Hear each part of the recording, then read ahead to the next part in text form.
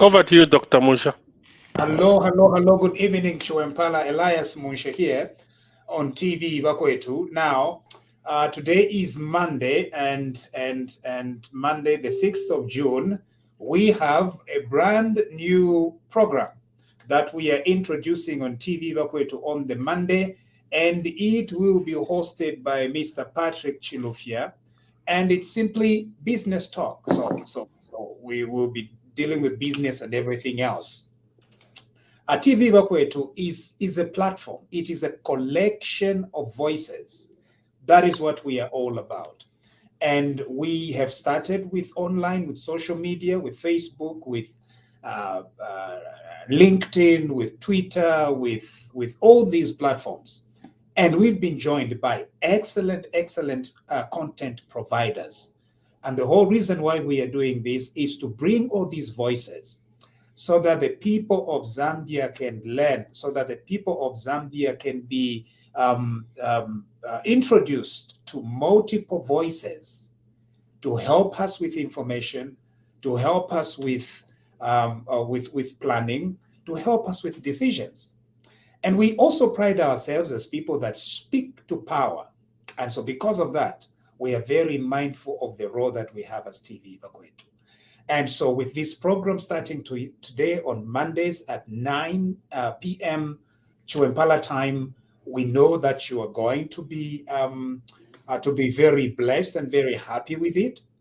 And Mr. Patrick Chilufya will be bringing various guests appearing every week.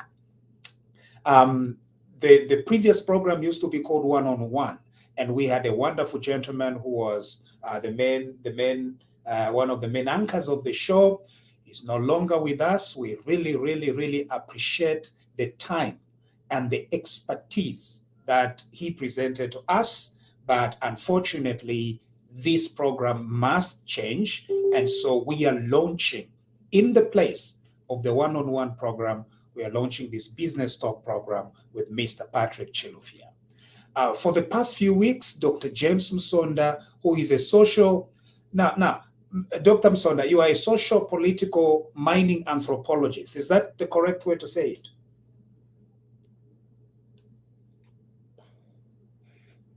Dr. Musonda, can you unmute yourself? Okay. Thank you very much. Yes, I am a social political anthropologist, and my PhD was in mining. All right. That's wonderful. And so I know that Dr. Musonda has been on this program for the past 3 appearances, and we are looking forward to more that Mr. Patrick Chilufya will be presenting on this program. Elias Munsha here, thank you very much for joining us. I will now hand over to Mr. Patrick Chilufya, who is our host and your host on this business talk on Mondays. Mr. Patrick Chilufya. Thank you. Thank you, Dr. Munsha, for introducing the program. We can allow you now to go and do your work as we continue with our program. You can still watch us in the background. Yeah, thank you. Yeah, good evening, Dr. Musonda. Good evening, Mr. Patrick. Yeah, good to see you on TVBakwetu once again. Our viewers, Thank you. Our viewers, most of you, you know Dr. Musonda. But for those who don't know Dr. Musonda, as most of our viewers know him by now, he's been here for 3 days, for 3 sessions now. This is the third one. The reason why Dr. Musonda now is our resident mining expert. And the reason why we've stayed on this mining show is because of the importance of mining in the lives of Zambians. We've all, in one way or the other, benefited from the mines. The roads, the infrastructure, most of the money was coming from the mines. Us, I grew up in the mines, we're educated by the mines. My parents were miners. You know, there are a lot of Zambians abroad, you know, educated by the mines through Mpelembe into the UK to America. So the mines are very, very instrumental. Not only that, strategic also. I'm told the mines contribute about 26% of our GDP. So very important sector. And this is why we've continued talking about mining. As most of the viewers know by now, Dr. Musonda, as an PhD in politics and social sciences in anthropology from the University of Liège in Belgium. Before this, he did his master's and bachelor's with honors from the University of Witwatersrand in Johannesburg. His first degree was in human resources management from Copperbelt University. He also has a diploma in law from University of Zambia, among other qualifications.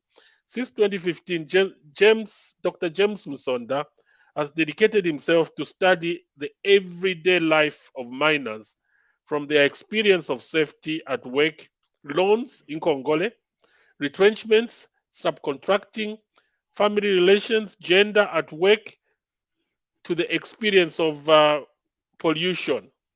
He has also presented his research all over the world in Europe, Asia, Africa, and USA. He has also features on two programs at TVBakwetu. This is the third one. He's a prolific writer. On his page, Dr. James Musonda mainly talk about politics and mining specifically. He's here to share with us his views once again. Dr. Musonda, can you introduce yourself to the viewers once again? And welcome to TVBakwetu once again. Thank you very much, Patrick. I mean, you've done a great job. There's no addition. I didn't know that that's how you would, do the introduction in such a very perfect way. I mean, there's nothing to add, except to say that I'm a Zambian, born and bred on the Copper Belt, and when in the 1980s, when Dr. Kaunda removed the subsidies on mealie meal, I was one of those who were rioting from Zambia Consumer Buying Corporation. It was called ZCBC. By that time, I was 10 years. But I remember carrying bags of 25 kg bag of mealie meal on my back and 2 containers of cooking oil on both hands. And I was running despite the tear gas. I also grew up in Kitwe at Mukuba Boys. That's where I did my secondary.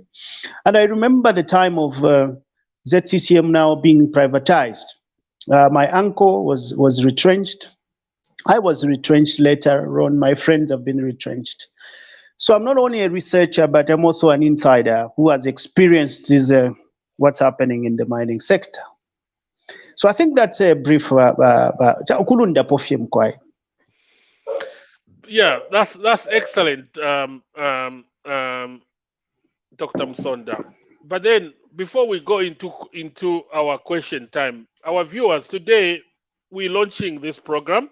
It's one of the things we are doing, and then we're going to talk about the ministerial statement that our Honorable Minister of Mines, Mr. Kabuswe, issued on KCM and Mopani. These two mines put together, they probably have the most reserves in Zambia. So they're very important and strategic to the Zambian economy. And unfortunately, these mines are not performing well at the moment. And then we also talk about value additions.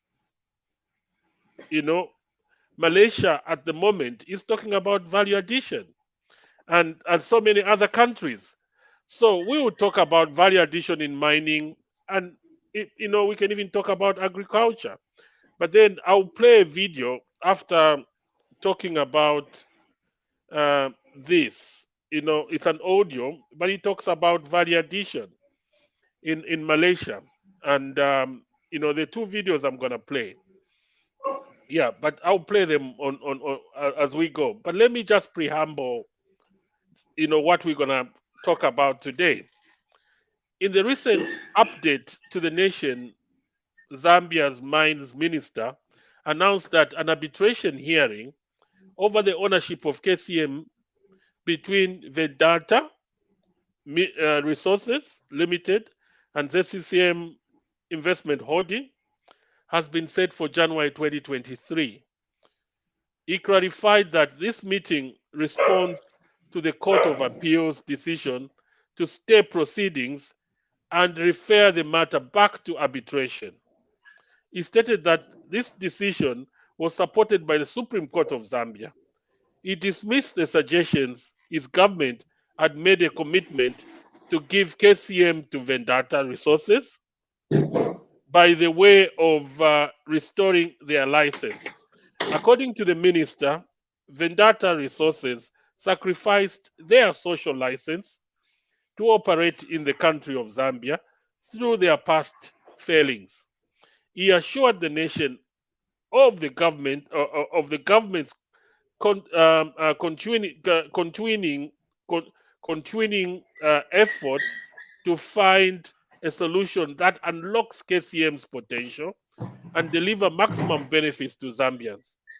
With respect to Mopani, the minister said his government believes in market-based capital raising solutions over government financing or ownership, which lacks which lacks the capital. So the government was close to finding a suitable private investor to invest in Mopani copper mines. The minister's statements follows that of the president, His Excellency President Hichilema, at the investing in the African Mining Endeavour Conference in Cape Town, that any solution at KCM must include Vendetta. A day later, the president's office stated that although Vendetta remains a major shareholder in KCM, the end of litigation did not represent the handover of the company to Vendetta. In the President Hichilema's words, as, as quoted by the press, Vendetta and us agreed that we suspend litigation by and large as a partial way of resolving the matter. The outcome I wouldn't predict, but there will be a resolution of KCM.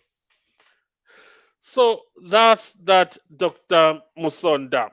But um, let's go into the questions, Dr. Musonda. So what can you take, or what do these statements mean in practice?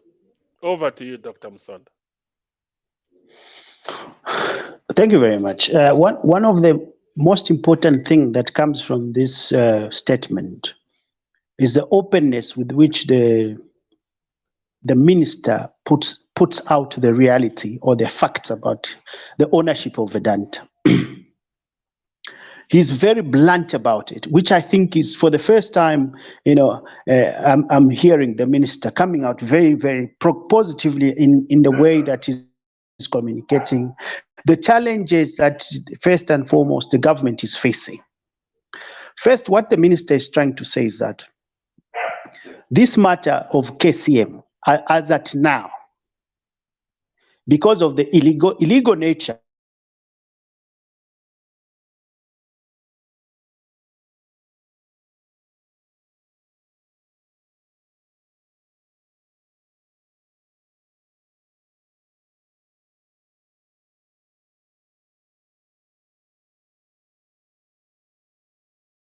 I'm sorry, our viewers, we're having some network problems from Zambia. Um,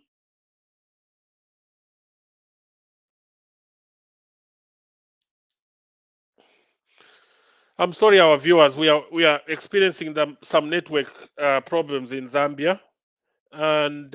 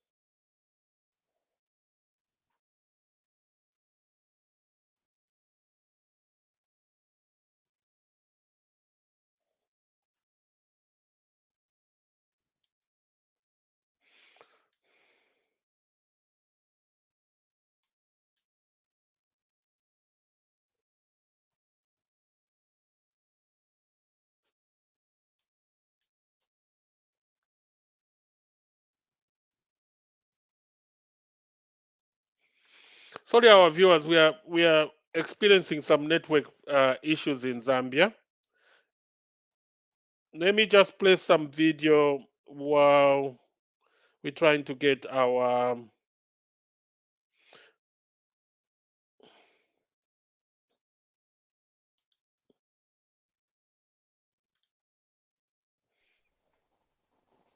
Kaleba, you're welcome to Bakwetu TV. Yeah, we Thank you. we're just experiencing some network internet issues. Okay. Yeah. What can you say about the? Did you listen to the statement from the minister? No, Oh, not really. I'm sorry. I didn't actually have an opportunity. I was a little bit busy today with my kids. yeah. Uh, It looks like Dr. Musonda's come. I'm gonna put you in oh the yeah, background. no problem. No problem. Yeah, Dr. Musonda, welcome Yes. back. Can you continue, please? Yeah, sorry about the network problem. Limbe wa Vedanta tabalifaya ukweba cha abantu bomfafetera fokuland. Yes, please Anyway, continue. the thing is this, what I'm saying is that the minister has been very blunt about the status of KCM. You know, he's been very, very frank about it, very honest about this. What the statement reveals, first and foremost, is the illegality and the challenges that illegality poses in dealing with KCM today. What the minister is saying is that we cannot unlock KCM at the moment until January 2023, because looking at the illegality surrounding the liquidation, it is impossible for us as government to just straight away take this matter. The Supreme Court and the High Court have already said, get this matter back to arbitration. Just the way the government agreed with Vedanta when this company was sold. So the first and foremost, the minister is saying, look, under the present circumstances, the legal status of KCM does not allow us to proceed in the manner that many Zambians want. We are bound by the arbitration clause, which requires us. Now, if we have to blame, we are not going to blame the current government about this particular issue, because this issue was concluded in 2004 under President Levi Mwanawasa. Indeed, it is not Mr. Mwanawasa who sold this company.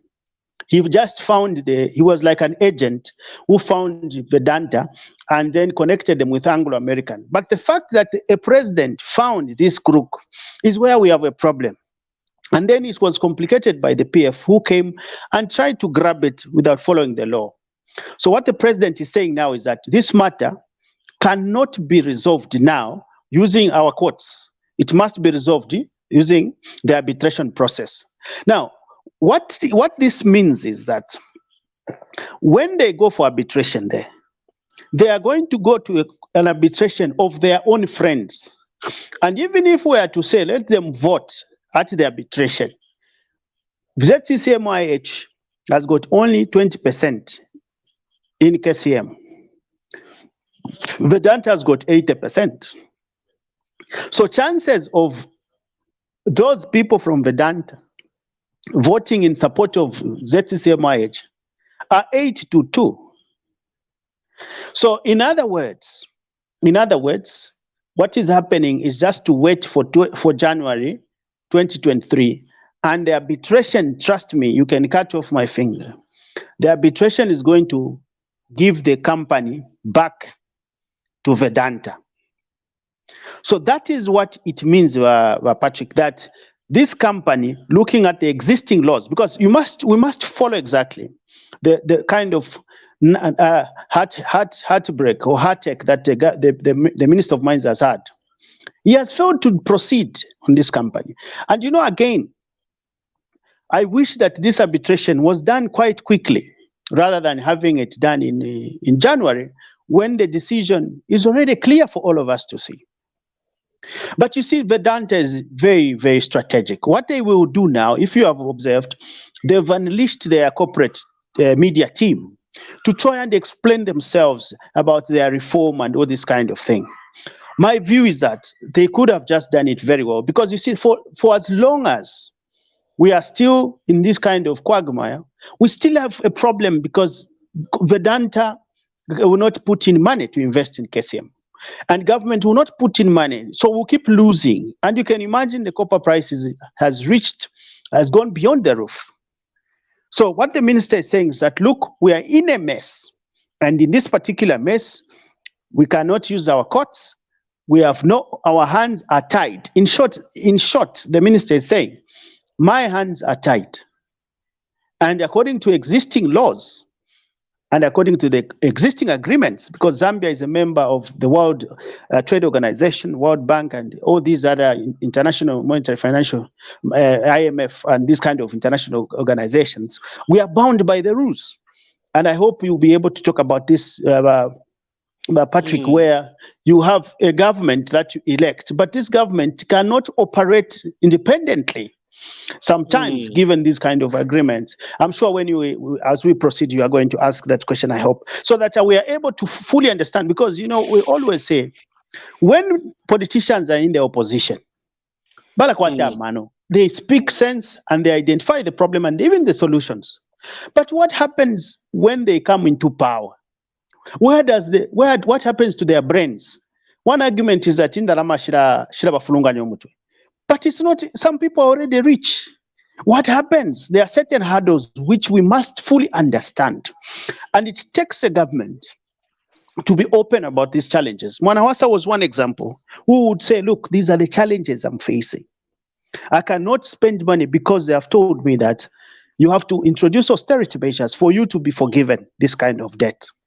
So the challenges that we have are real challenges. When we talk about KCM, we do not have much power over it. That company has to go back to Vedanta. Now, what is expected of the UPND government? There are two possibilities. Negotiate with Vedanta and say, look, we need more shares. Look at the fact that the ministers pointed out one very important point. He says Vedanta lost the social license. That's a point. Just all that piece. That's the question I was trying to ask you. So you've mentioned Vedanta finally will go back to KCM will go back to Vedanta. That's a fact. They legally own it, but these guys failed to run that mine, and according to the minister, and I quote, according to the minister, Vedanta Resources sacrificed their social license to operate in the country through their past failings. He assured the nation of the government's continuing effort to find a solution that unlocks KCM's potential and deliver maximum benefit to Zambians. So this statement alone tells a lot. Even if Vedanta owns this organization legally, they are also bound by the laws of Zambia, which they failed. Yes, but so when you go in there to the arbitration is like a bargaining. It's like you going to the union. It's not the court. So we also have a strong bargaining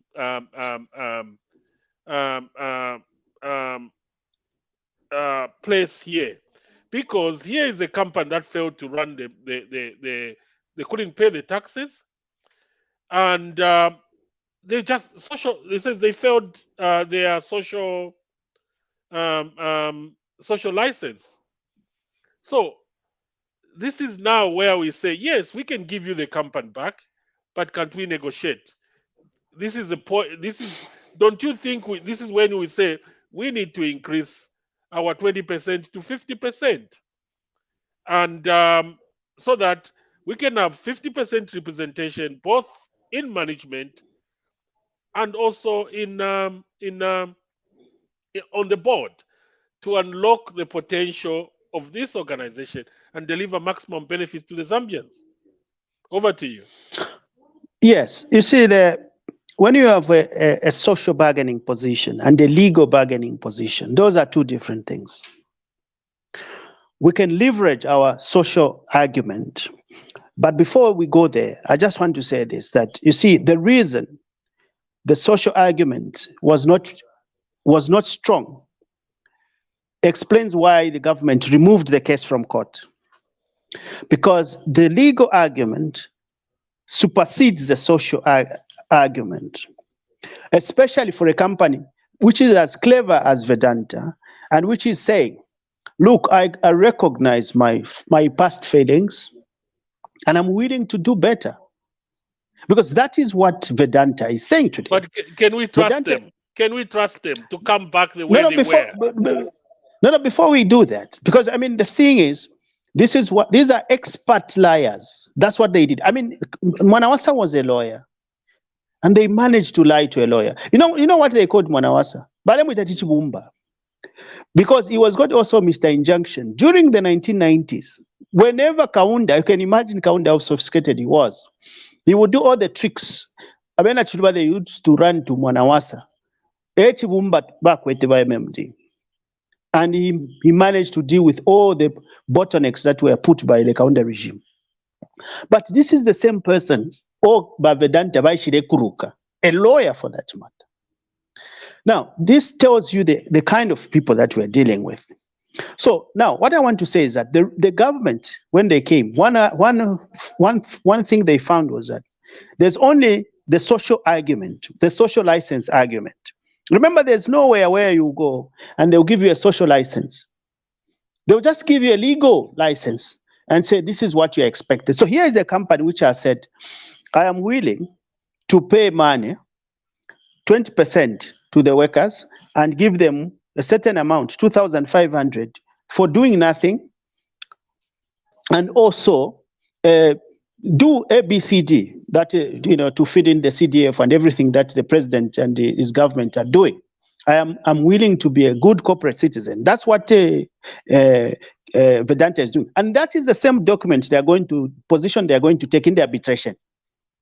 In the arbitration, the first thing they will do is to accept the wrongdoing and say, not got a problem with the social license. In fact, what they are doing, Ababa Vedanta, is they are trying to already respond to that argument of the social license, because they have seen that in the courts, they stand on a strong position. So no, but they are trying to deal with that. But that gives us hope in the sense that they have started thinking about it, because they have seen that our biggest challenge is a social license. But you must also understand the way they are behaving. They come and they start sponsoring people to march in their support. That is the problem that they are doing. But anyway, when you see what they did, immediately the government appointed the new liquidator. They immediately went to court. It tells you their behavior, But anyway, so let us say. So yeah. Let's move. What that thought? Hold it. I've got the next question. So, how are these statements by the minister on Mopani and Vedanta? How are these statements linked to the resurgence of Vedanta in public discourses, starting with its letter and follow-up commitments by its communication department? So what Vedanta is doing is to read first what people are saying in Zambia. It's reading everything that you and I, everybody else is saying. And then before the minister speaks, the Vedanta has already taken a step. Vedanta is already a step ahead. So everything that is happening today, including this particular discussion, Vedanta is reading. So tomorrow you are going to hear a statement, or a few days from now, you are going to hear a statement in response to what we are saying. Now, the most important thing that we have now is to insist on the argument, which is a moral argument. To say, look, if you guys have your image so tarnished, the only way we can agree is either we go back to court and we just reach nowhere. But at the end of the day, the government may not win the case, but whatever may happen. Or let us get some more shares. But you see, the problem again is that is not the position of government. It has not, at least it has not been stated. It is us Zambians who are saying, can you get more shares? But that's not what the government is saying. Yeah, but And if you Dr. have read, hold that thought.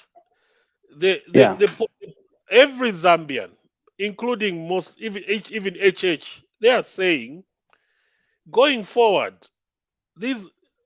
when an investor comes into Zambia, they have to go 50-50 with Zambians. And then when you look at the problems we've been facing with these mines, they've, price transfer, tax evasion, tax avoidance. It's because we have no control of these mines. yes. So can we leverage this opportunity and say, guys, yes, legally you own the mine, but you failed to run the mine. And not only that, there's so many other things, tax issues. We cannot trust you.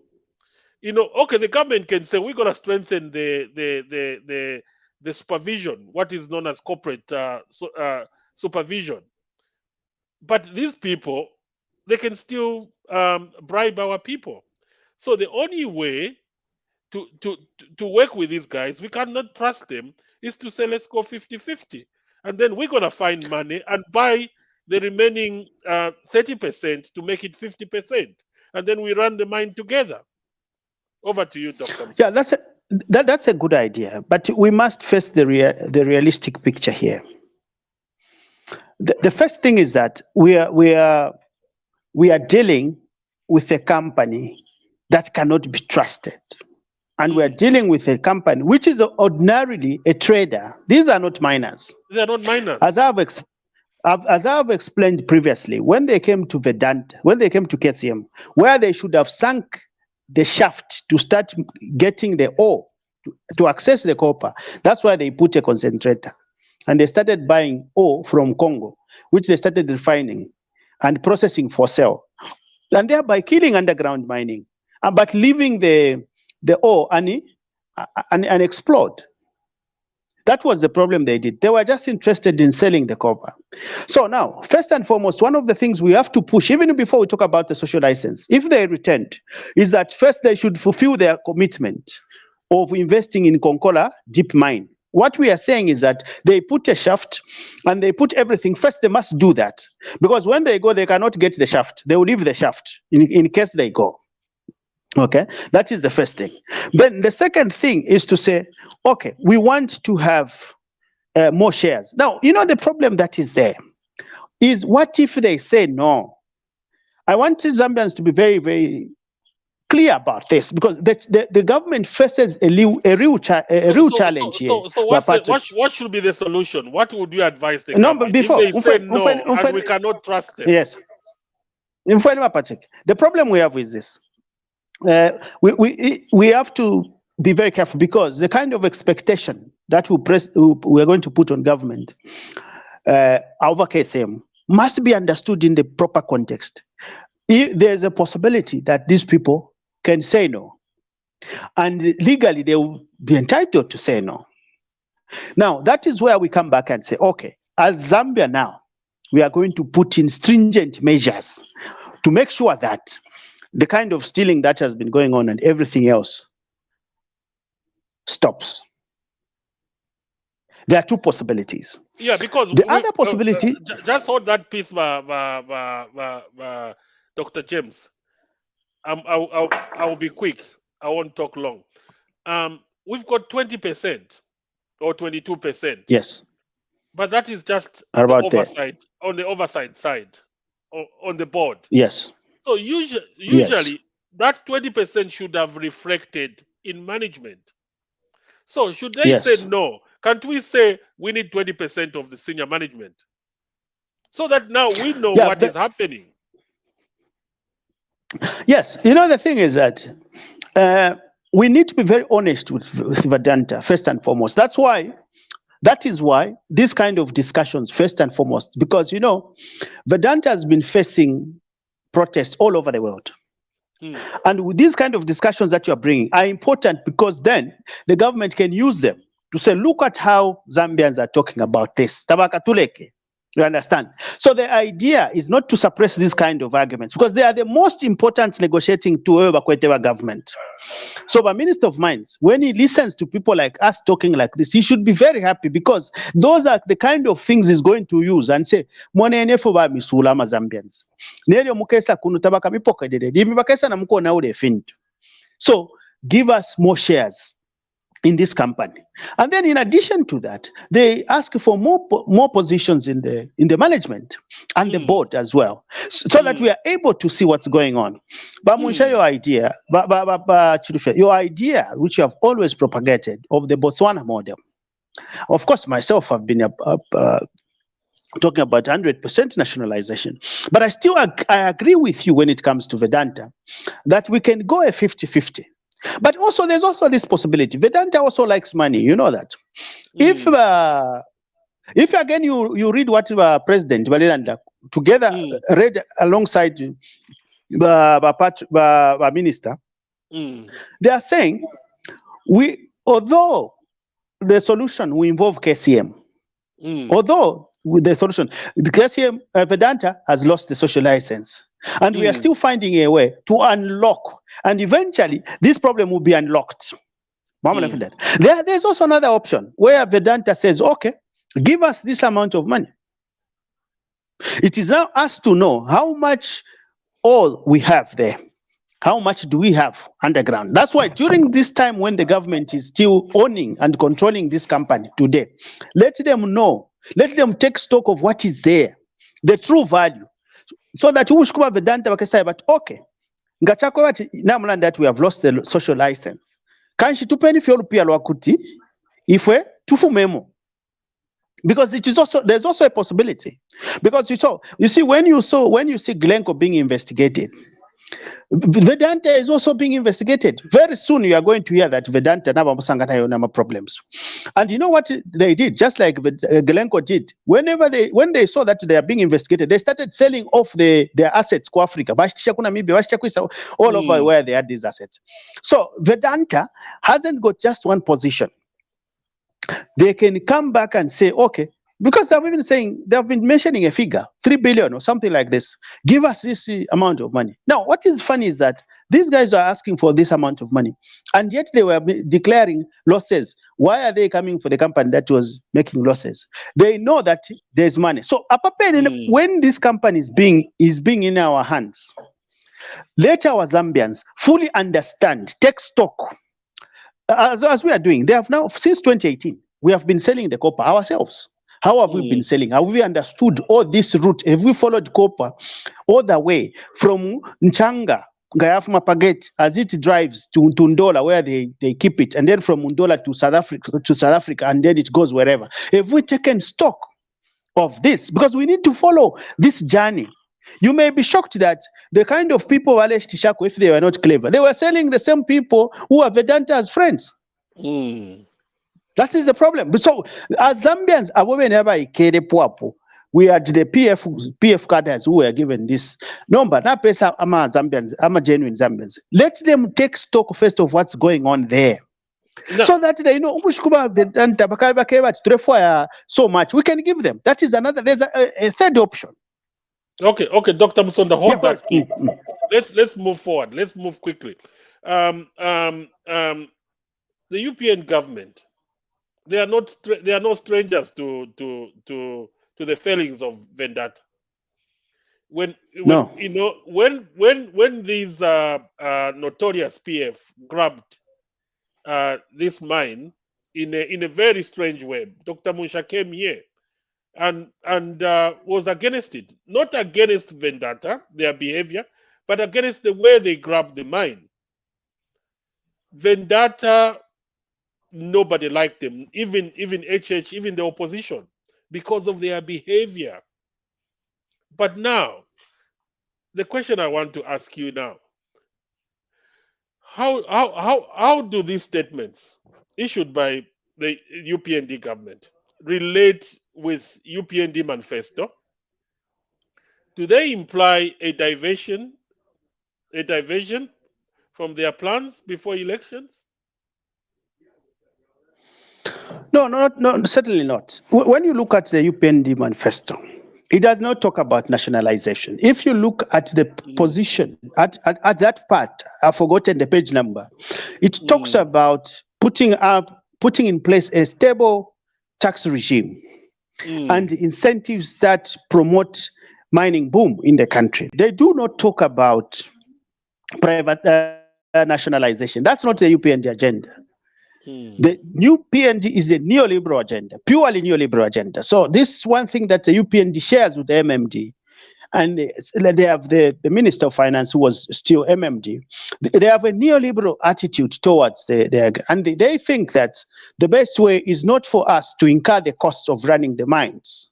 It's better those costs are incurred by the private investor, be it Zambian or foreign, but then it shouldn't be the government. The role of the government is to stay off the market, allow what's happening. Now, the thing that is here is that the challenge that now comes to the UPND is that this agenda has been overtaken by circumstances. When you look at the behavior of Glencore, the behavior of Vedanta, there is no way UPND can continue with their pro-market agenda.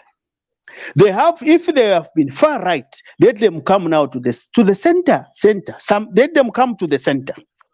Because the kind of people we're dealing with, you see, when you read the UPND manifesto, it is assuming that we are dealing with people who are reasonable, people who think for us. But you see, when you look at the reality which the UPND has now found, we are dealing with criminals. We are dealing with crooks, and I am very comfortable. I know they can take me to court, but I'm very comfortable because there are court rulings. The Zambian court found Glencore and fined them $13 million. We have now got recent cases in the US and the UK, in Brazil, and in 5 African countries. So these are criminals. Now, when you are dealing with criminals, Patrick, you cannot continue with the neoliberal agenda. So that's why I've suggested that by UPND now, they now have to find a way of redefining that part in the agenda. Because we are not dealing with people who are straight. And also the history tells us that when we privatized the mines, if you have read the recent book by Hayden Munen, a historian, he has explained very well how these people have been stealing from us from the colonial period up to the present day. And when you look at the last 20 years of privatization, it will tell you that from 2002 up to 2011, copper price moved from 1,500 per ton to over 11,000 per ton. Now, these guys were investing at around they were planning around $4,000, and they were already making a profit. Now, what did they do with the profits at 11,000? They took all this money out. Now, we also have evidence now. So we have a party that came into power with a neoliberal agenda. And what we are now saying is that, look, the neoliberal agenda works well when we are dealing with companies that are honest, but not these crooks that we have. That is what we are saying. So yes, there's no diversion from the European agenda. But what is problematic, again, when you listen to the minister's statement on Mopani, the minister is saying very clearly. Just hold that piece. Just hold that. That's where I was going. So what does the minister's statement clarify about Mopani? It is saying we are going to sell Mopani to a foreign investor. That's what it's saying. When you say market-based funding, one of the thing could be we go and borrow money from wherever. That is what market-based options mean. But it doesn't say market-based capital raising. No. So it talks about solutions and whatever. What about floating it on the stock exchange? And then allow Zambians and us in the diaspora to invest in there. Because, James, you are a mining expert. Do you know that there are a lot of Zambian experts, mining experts all over the world? Yes. So you tell me, those Zambians, if they put a bond together, a sovereign bond together of 1 billion, you tell me they cannot come and buy Glencore and run it, because now we've got Zambians who are exposed now. Yes, Zambians but James, I went to Rustenburg, which is the main mining town in South Africa now. most mines are run by Zambians now. Senior engineers, mining are Zambians. So you tell me you can't bring them as expatriates and run Mopani? You know what we need to do is to decolonize our minds. And the agenda that you are talking about, Patrick, is a decolonization agenda. Giving back the mines to our colonizers. You see, we should not divorce the current investors. Even if you look at Vedanta as an Indian owner, it is registered there where you are in the UK. There are companies there for this. So you see, these are our colonizers. That is the first thing we must know. And giving them back mining companies is recolonization. We are asking for recolonization because these people's behavior is very well known. It has been argued, for example, that when Chile took over the mines and Zambia took over the mines, they conspired to bring down the copper price. It's a conspiracy. It's one idea. When one can claim, yes, it makes sense. Now, they have no option. They have no option here. But there's another problem. Patrick, which we are not looking at as we talk about pushing government. You know, when government is borrowing, you see, look at first. I sometimes want to create complications, but here is because this is very important. When the PF came, they found $1.9 billion debt, and they took this to 14 billion. Okay, that's the national debt. And then when you include the private debt, it goes to 30 billion.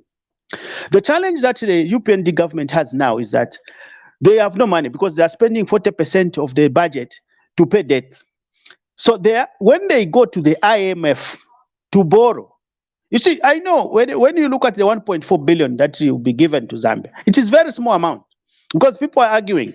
You've seen some economists and politicians in the opposition saying, we have lost 3 billion through taxes, and yet you go to borrow 1.4 billion. What the UPND is looking for is not just that 1.4. It is the conditions that will come together with that 1.4, the doors that 1.4 unlocks. By PF Vale Congola, very expensive debt which had to be paid in very short period. They were borrowing expensively and to repay in short period of time. That's why in November 2020, we failed to pay our Euro bond. So what the UPND is saying is that it doesn't matter that 1.4 is a small amount of money, but the conditions that will move our country to a particular position, then we can borrow money for 30 years, for example, for money which we can pay in 30 years. Then within this period, we try and grow the economy. That is what the UPND, that is the logic that is behind the UPND. So now, when they borrow again from those IMF, the problem we have is this. The conditions might say, you are not going to invest in Mopani. You are not going to invest in Vedanta. Now, these are the problems that are difficult to explain by any government. So while we are pushing the government, we need to fully understand the global hurdles, economic hurdles. We live in a global economy that is tailored to make sure that a white-skinned person benefits over a black person. So these are the challenges. You can speak as much as you want, but for as long as the president is told, if you don't let go of Mopani and you don't let go of Glencore, Vedanta, we are not giving you the 1.4. That is my argument. So the thing is that we have a broader issue. This is just an iceberg. Because the question is, when the minister comes, first his argument would be, for example, he would argue that we only have 2.9 billion in terms of reserves. That's the only money we have. And we cannot get 1.5 out of it to pay off Glencore, because we are going to remain with only 1.2 billion. But Glencore will still need another 300 million for it to double up production. We can't do that. So what do we do now? Let us give Glencore to a foreigner or even a Zambian investor. Then we get taxes. Now, here is where the idea might also come to suggest that you, Patrick, me, and everybody else who are black-skinned Zambians invest now as foreign investors, as investors. We are the private sector, but we are Zambians. So now that's the idea, which we must think that And the UPND must be considering. And the one way to think about this, in my view, is to have let's have something like maybe an endeavor, a mining endeavor, where people are going to make these suggestions. Because the idea of believing that it's only foreigners who are going to is very flawed. And it is a recolonization agenda. There's no way we got independence and we are still asking for recolonization. So on Mopani, the statement of the president of the Minister of Mines is very clear. The statement is that we are going to take back Glencore to private hands. And we are saying, let those hands, fine. If that is the case, you don't have money. Let those hands be Zambians. Be Zambians, yes. Yes, that's what we are saying. Yeah, and not only that, as I said, Zambia, especially ZCCM, has trained a lot of Zambian engineers, chemical engineers, mining engineers, people like you, and they are all over the world, working in some of the big mines in Australia, in Canada. They can come and run that mine, and very well, because now they're exposed. Okay, let's move forward. What is very important now, which is value addition, especially in mines. And yes. The other day I was listening to a video from the Prime Minister of Malaysia. This is what they were doing. At the moment he announced that they're going to start adding value to the minerals instead of just selling the minerals without processing them.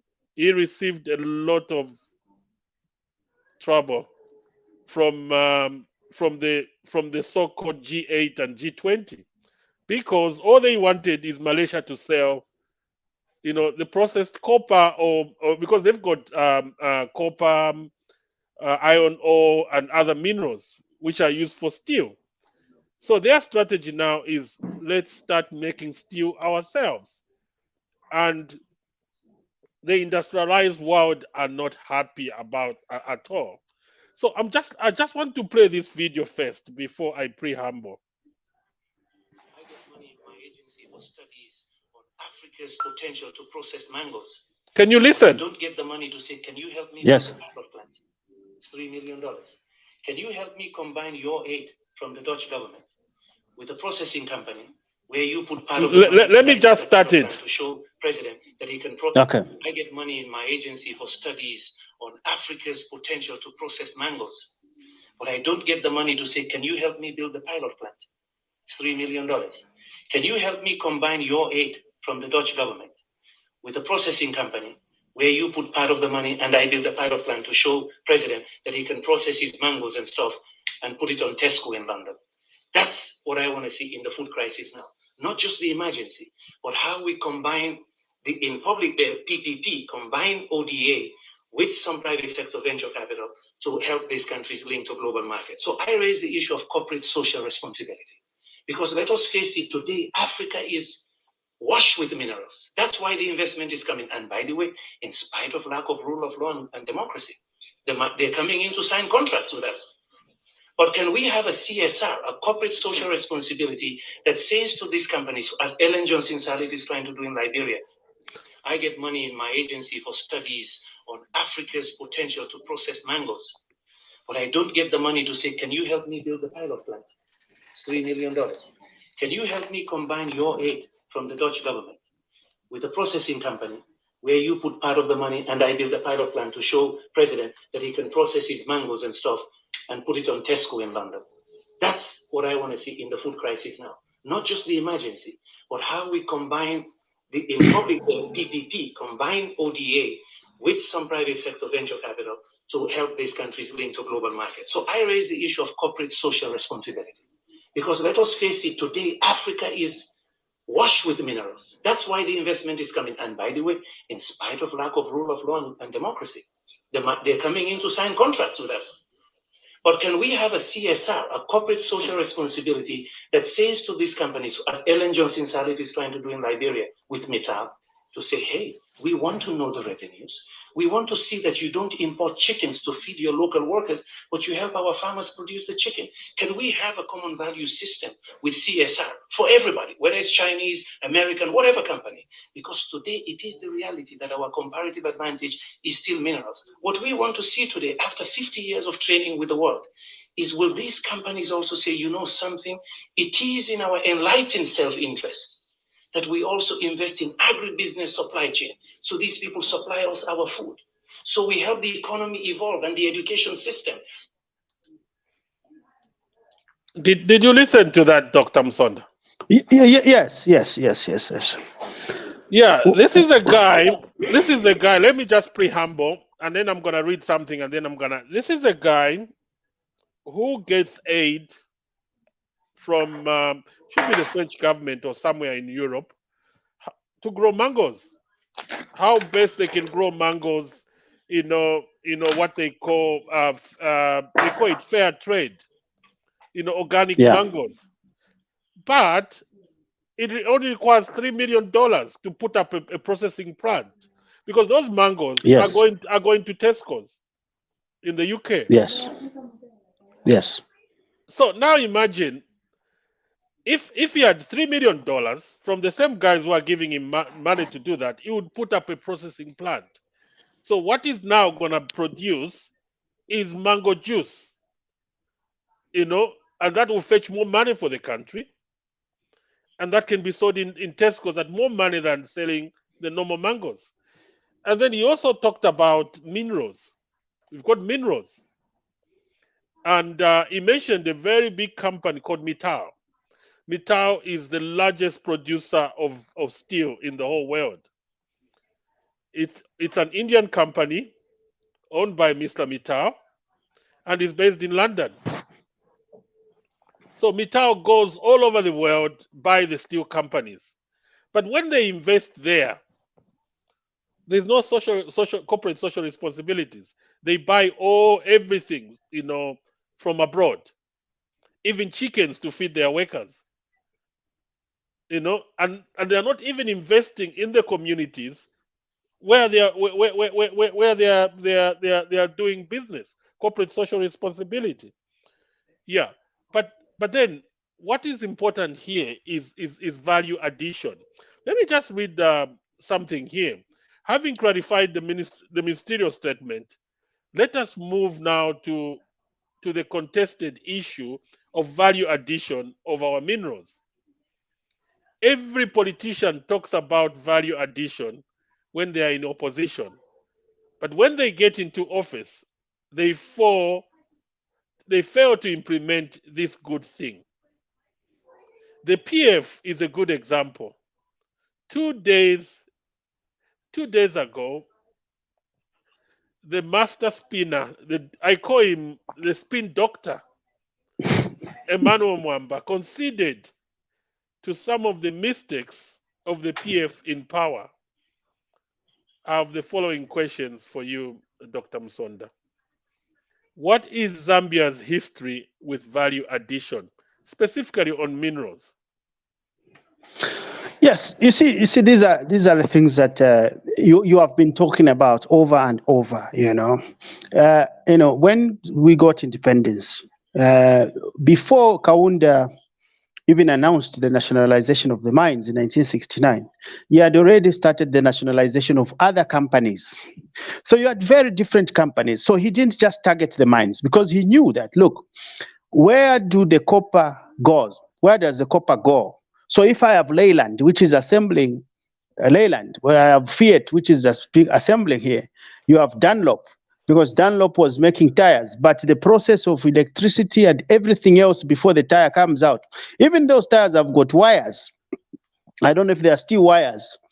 All that was consuming copper. So what Kaunda tried to do in what is famously called import substitution was first and foremost to say, can we find a market for our product here? And in so doing, we create jobs. So starting from the 1960s, the late 1960s, in the 1970s, we see that now we have more companies being formed, more manufacturing companies, all this. The idea of all these companies was, one, to consume the copper and add value to copper. So we had this idea, which was also being replicated in Zaire with Mobutu Sese Seko. And when you go to Ghana, you find Kwame Nkrumah doing the same kind of things. And in Nigeria, all those gallant men. If you go to Algeria, you find all these kind. If you go to Egypt, you find all these kind of ideas of trying to do what is called import substitution. If we can make something here, why buy it? Let us not buy it. So they put restrictions, they put tariffs. That model was the model that our forefathers, who didn't even have degrees, Kaunda was a teacher at that particular time, and he was surrounded by only 100 graduates. All these graduates did not have degrees. Some of them just had diplomas. Most of them were clerks. But these are the people who said, let us start with value addition. We have got all the experts that you are talking about, and they are here in this country. And for the first time, we have a president. We have had presidents with degrees. We had Mwanawasa with a degree. We had Edgar Lungu with a degree. We had we now have Mr. Hichilema with a degree. And by the way, Michael Sat had 2 degrees. So we already have moved as a country in terms of our knowledge base. So our history now was challenged by the global economy. When I listen to what the Prime Minister that you have just played here of Malaysia, and his kind of challenge and problems that he's complaining about, that's exactly what happened to the Kaundas and Mobutu Sese Sekos. Because, all of a sudden, the copper price goes down. And what do? In 1975, there's a war in Angola. There's a war in Feira in Mozambique, a war against colonization. And then we have Zimbabwe with Ian Smith closing the border so that Zambia's copper cannot pass. And we are all squeezed. And because in the late 80s, Kaunda tried to say, well, these sanctions these conditions that you are giving me by World Bank, I am not going to follow them. They squeezed Kaunda with sanctions. Do you know that in 1989, for the first time, Zambia had a white Bank of Zambia governor? Because Kaunda refused to follow the World Bank and IMF rules, they imposed a white governor to come and be a Zambian governor, so that they are able to implement the austerity measures. From there, they put in all the measures to make Kaunda unpopular. Meanwhile, they are sponsoring the MMD, who in 1980s resisted privatization. If you go to countries like Libya, for example, this is an agenda. This is a kind of president who says, let's have African Union so that we can increase trade first and foremost amongst ourselves, so that we can deal with all this devaluation of currencies by having a single currency like the European Union. Then we are going to have stable prices. You've always talked about having a same price for 5 years, 10 years of a bus ticket in Europe. This is what Libya was talking about. If you go to Saddam Hussein's Iraq, he was a dictator, yes, quite right, but his people were having a better life. The idea that there's oil there destabilizes the US, destabilizes the UK. The idea, if you look at what they are doing now in 1970 with Margaret Thatcher and Ronald Reagan, what have they said? They tell the IMF and World Bank, when you are lending money to these people, make sure that you give them conditions. They should privatize. And even when you are lending, don't give them money that they are going to invest in the mines. If you have seen, when there's HIV, they'll give us money for HIV so that we buy drugs from the pharmacies there. They will never give us money. They will never ever give us money to invest. You know why? Because they don't want that value addition. They want to create jobs. I want to find out from those that support these colonizers like the US, why is there continued war in Congo? Congo is where they have called, it was a geographical mistake, where you find copper everywhere. If you go to Kolwezi, I went to Kolwezi and Lubumbashi, Pamayanda, just behind the house, people dig copper. It's found just on the surface, but you never find peace there. Go to Somalia, go to Sudan, you never find peace. Why? We must now realize President Hakainde, President Cyril Ramaphosa, President Tshisekedi, President all this must come down and say, look guys, this is how these people continue to destroy our economies. And if President Hichilema has gone to Congo and they've agreed on a battery plant, they must have agreements with President of Malawi to buy these things from Zambia. And from Congo and Zambia, we must also agree to buy things from Malawi. You know why those industries failed of Mobutu Zaire's, Mobutu Seseko, besides the carelessness in the politicians? Because this is the argument. And we must be very careful when they blame our leaders. You know what they are going to tell us? These people are this group of people. You have Nyerere in Tanzania. You have Kamuzu Banda. You have Mobutu Seseko. Yes, they may have been bad people in terms of how they run the government, but that's not the only explanation to the debt and the impoverishment of these countries. The economic hand from the outside is the one that continues up to today, because they were not happy that Kaunda takes over the mines. What a strange coincidence, Patrick. We just take the mines in 1969. 5 years later, what happens? The copper price goes down and it remains down until 30 years. Immediately we sell, Patrick, we sell the mines in 2000. In 2002, copper price goes over the roof. There is something very wrong. So when we have a president, one of the things that I think that President Hakainde will not achieve this in 2 years or in one term or even in 10 years. But these conversations must start the decolonization agenda. When you listen to that Malaysian Prime Minister Banan, he's telling us that, you see, the reasons you people are failing is not because your leaders are criminals. It's because of the challenges that your leaders find when they come into power. That's exactly the problem we have. And now when you create that environment with criminal elements, criminal parties like the PF, what do they come to do? When they come because you see, when they come in the government and they are given money to seek Congolese ni FMPH mule Kongola, so that mule ya mkushana no kunwino obwala mule ya mkufwa ya maule. This is exactly, we will find a country now with a debt, and those people are celebrating because they know they will just be reaping from us. So they will say, obaeba tina bapoka Mopani balekeni bakesabwesha whether abaleisa po balefwana ngutabalefoya, as the case is, because the president wakwete 2.9 billion. 2.9 billion bafwire wakwete Nkongole 14 billion. Can you imagine in Dalama tukwete mu reserve? It is about 7 times in Nkongole tukwete. Which country would ever survive like this? We are pushing too much, and we must be able to understand. That's why we're saying the government needs to be very frank about the challenges. Patrick, this for me, I have seen. We can push the government, but the government let it be very open about the challenges. One of the reasons I would argue, and I would want the minister or even the president himself to dispute, is that I think they are finding bottlenecks from these institutions. And they know that if we can borrow money, and on the conditions that they'll give us these free conditions and allow us to borrow, because if we can borrow, for example, not quite 14 billion, but if we can borrow 5 billion and then we pay 2 billion, then 3 billion we pay it in 30 years. Then they'll say, relief because we won't be paying. So let's go and borrow this kind of money. That's the challenge. So these people, we have global inequalities. Your copper ya Zambia, it's only acceptable when it goes in raw form. If you are going to process it, tabakashiteba ayama electric cars, valelande tabakashitepo copper yesu ifwe yaba processed at babomfi. Tabakashitepo. You know what they will do? They are going to implement tariffs. And what did they do? They created the European Union to securitize Europe. Meaning, ngamule fokutwala imwena ngamule fokutwala fie imbalala kulu. Shifire shaya kudia.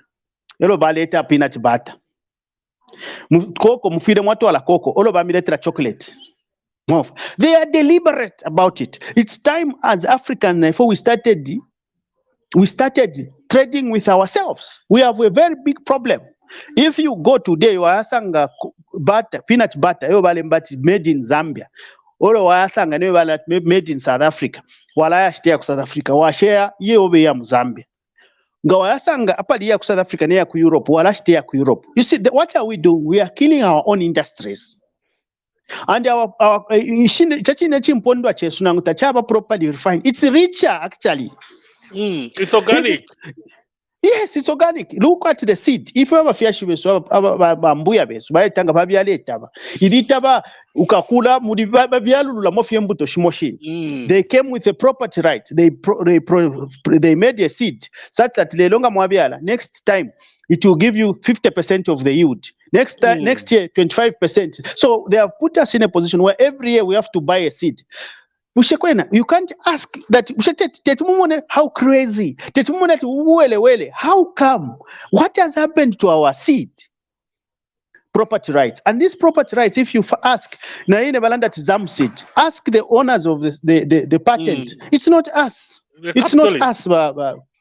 Look at the software they are using to measure our copper. And all the weights they are using, the patent is in Switzerland.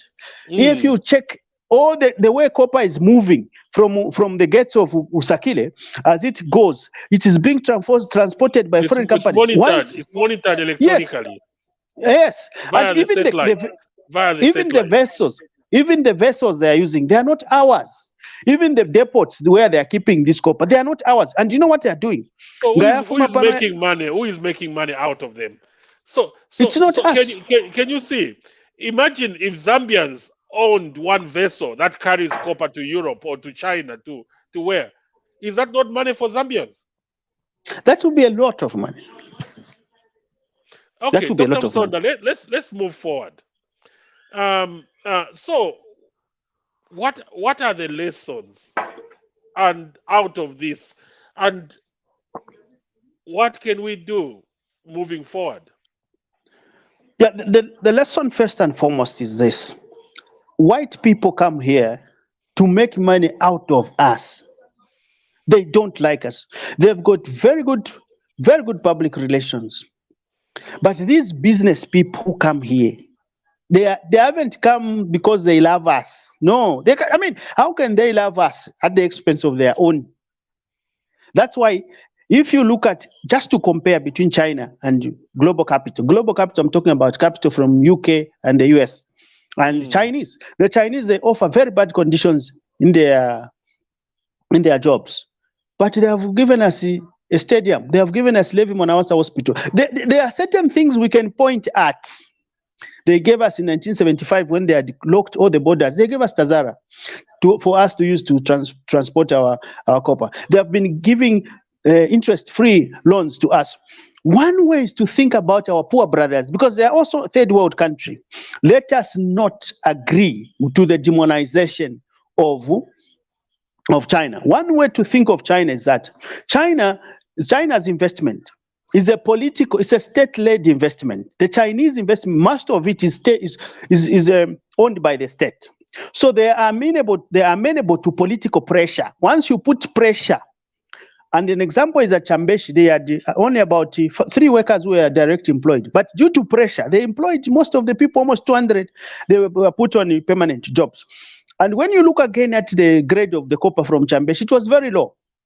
So if we gave them a company, let's say against like Mopani, and then we can now compare them. But to compare them now is not fair. But at least they are a better enemy, in my view, compared. So the idea to say, I'm happy that President Hichilema was speaking on phone with the president of China recently. The idea is, how can we take advantage of China? We can take advantage of China. We cannot just end at demonizing. But you know why?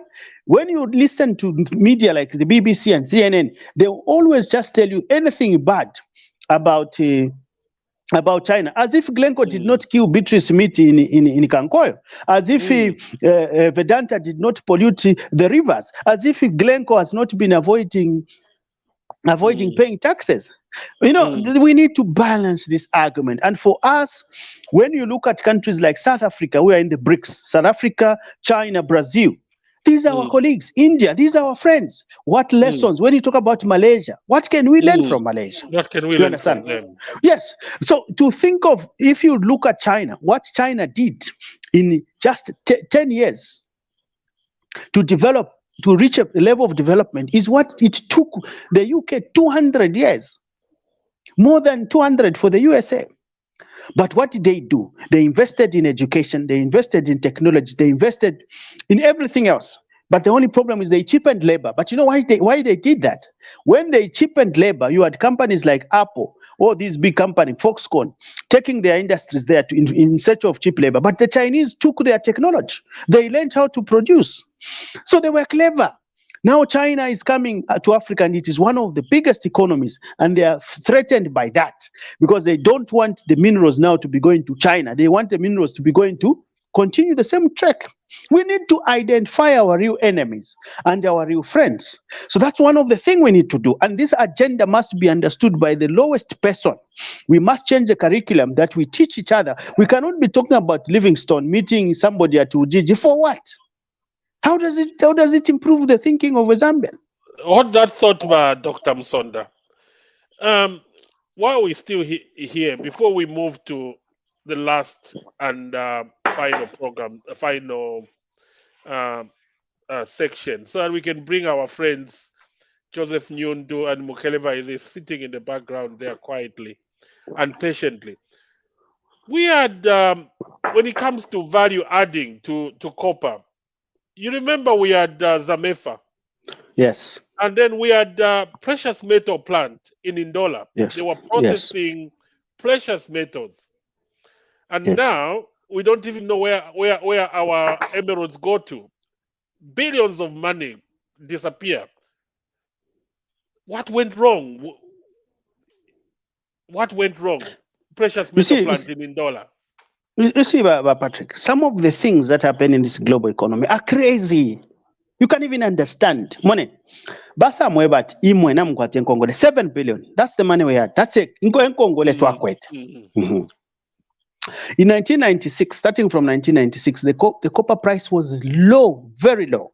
By the time Wabena Nawakwi, Madam Nawakwi, Katere Kalumba, Mr. Francis Kaunda were discussing with these foreigners, the copper price was going down. So they told us, if you want to fima mining, if you want to fima kweteta fia kabombe yo, elonga mlefo kwa tumielele kunkongole mwakwata. Because, okay, can you imagine that? When we were having these negotiations, even donors stopped sending money. Even the IMF stopped lending money. How is the IMF concerned about borrowing from other lenders, for example? How are donors? Okay, for example, I'm a donors. People are dying, but donor by pakamushti first mine. I don't know. Twala mipela, aid, kumipela, kufindala mashako mipela. And now look at what happens. We sell the mines in 2000. Look at the boom in aid. In the because you see, when Chiduba came, we sell everything, ZCBC to ShopRite. The other, I've forgotten, Mulungushi stores. I think it was Mulungushi stores. We had serious. All these, we sell them. And what do? They now say, ShopRite, mwalakula lete fintuko abulokudi pila tax. Ababa leta if supreme furnitures. Everyone, all those are free. And then for the first time, tuambo kuna Coca-Cola, tuamba no kudia ama apples, which we never used to. Because I remember my mother going to Malawi to buy Coke. That's the one we would drink. And now under Chiluba, and we are saying the hours come. Why? Because they had put in budget support. They cushioned Chiluba to show to fake success. To fake success. And see, have you seen now the beauty of private? Meanwhile, they are getting our copper. In 2002, copper price starts rising, and they get all our money. Look at Baluba. A company came to Baluba. They even borrow money from Zanaco. What do? They don't pay that money. What do they do to the plant? They start selling the scrap metal. Have you seen an investor who sells the scrap metal? Those are the kind of investors that we had given the mines. And the behavior of those is not different from what we have today. So the global economy is such that those players who are dominant, who are very few where you are, very few, 1% in this world.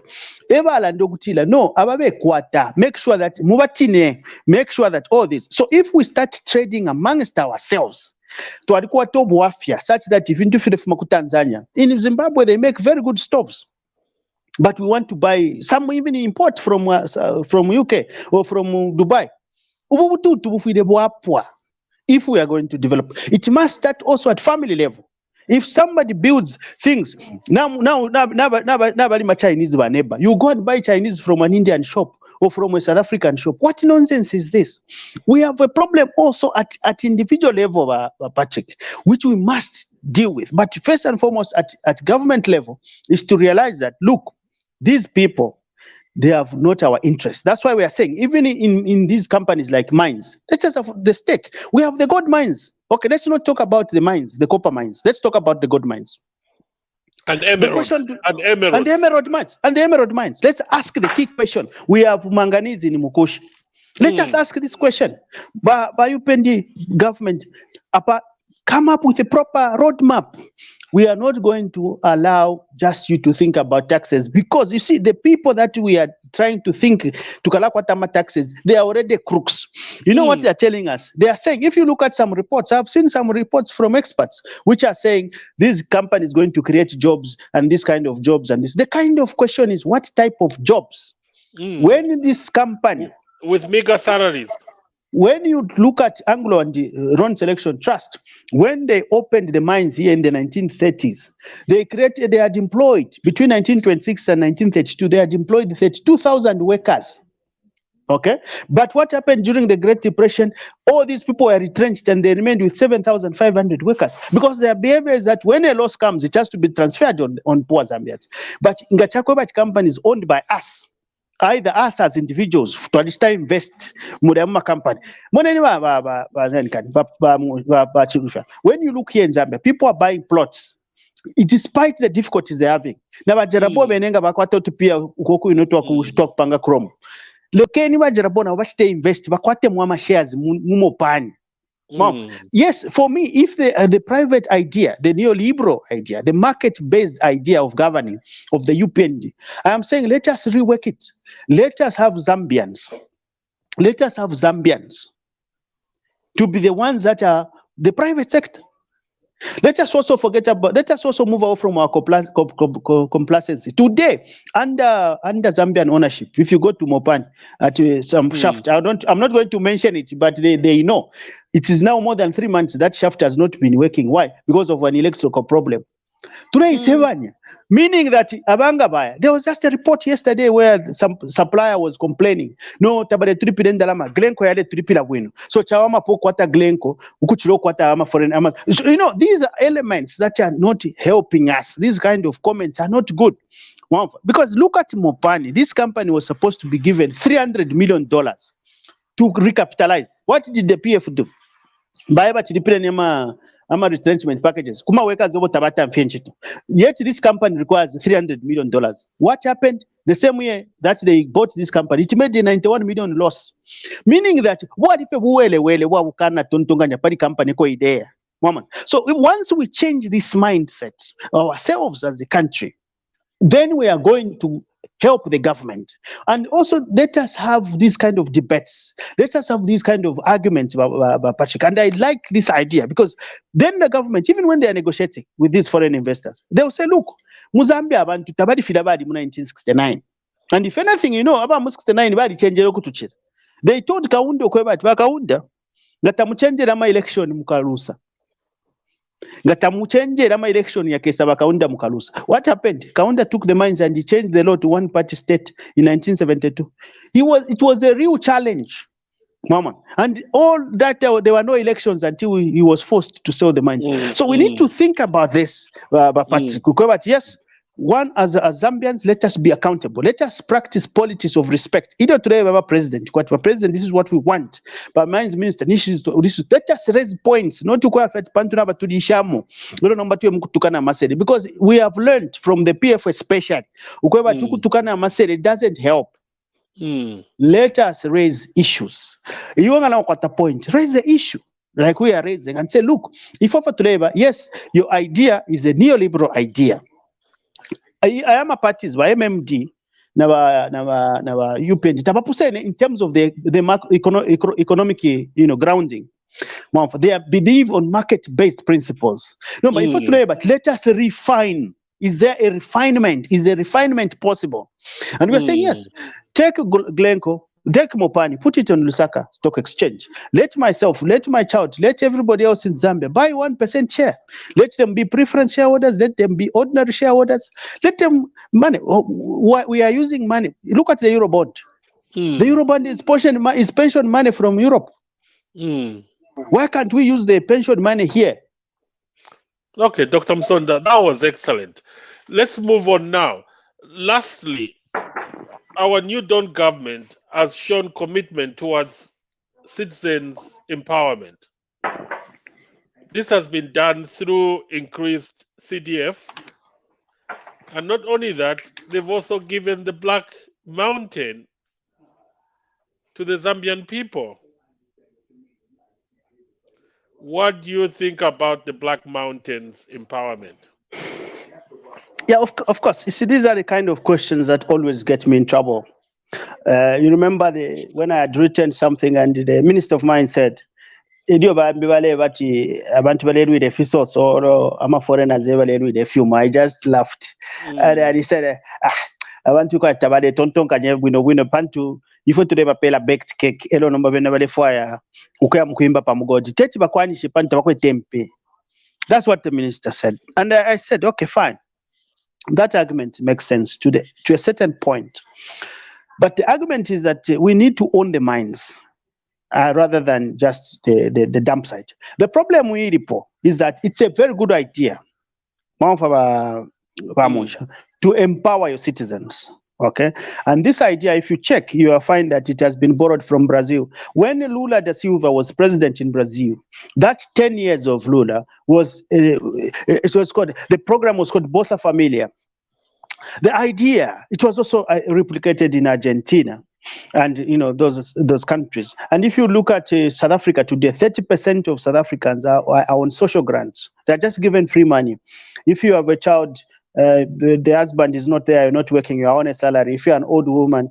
So we had the PF started the social cash transfer, and they tried to do this. So this kind of empowerment. Now, the thing is this, we must, there's this idea. If you have, you like the Bible a lot. You talked about this sowing of the seed, and the seed is thrown on the thorny bushes and on the sand and on the fertile soil and all this kind of thing. We must make sure that where this seed is falling is fertile. So these Jeroboams first must be trained properly in mining, and not only that, in how to invest. There must be a way of investing this money properly. And then the other thing is, have you heard that so many people are dying there? Can you talk about that? Safety. Yes. The thing is this: first and foremost, the people that have died from the Black Mountains, directly from the Black Mountain, it is those 10 men who died in 2018. Now, these gentlemen who have died, yes, they have died from the Black Mountain, but not the sites. That's the argument that the gentleman from the association, I don't know, the association at the Black Mountain is arguing to say, abantu tabale fuida pa Black Mountain. Bale fuida pala tracking ana ilonga kade elo nomba bakwera pa the track. Bafwa. No, but the point is this: these people, what actually kwera pa track change, because they are trying to get the chrome. Elo bale ponya, elo abana bu bale tola, elo totu chrome nga bakolonganika. Bashtisha. You know the way the trade of Black Mountain, Patrick, it works like this. These chrome pickers, once they gather their chrome, they gather them to fuel them, they are able to identify, because this is waste which went together with the ore. So they are able to see, they are able to tell until rich. So once they collect, they heap it together. But again, trucks at a cheaper price. At a higher price. So the problem is that the intended beneficiary Now, this is a well-intended program. No, and I'm speaking this from the Black Mountain itself. These people, this is what they are doing. So, ila tracking gayalonga. Patrick. Gayalonga bane imwe tracking na imwe yenui. But what they are doing is that in the truck there is a cost which they are putting for transportation. Then they are removing something as spillage. So if we argue that it's $9, for the cost you need 2 kwacha, for loading you need 2 kwacha, for transportation you need 2 kwacha, spillage you need 2 kwacha. So you jarabo sharamo na $4. So abama guys now manatulupia talwafule if you number let us now tuambe kula tola mofina ila inenga ile pita motoka. What they have done is now from the Black Mountain, they are loading ama trucks so that the chrome pickers they start picking away from the Black Mountain. No, but what these guys are saying is that if kolonga ni kirafi ababa kolonganya if apa shiri chrome bale senda fefi so chrome inenene tamudi echo no bale buela mukwisa mukufwa ukula konke myotoka.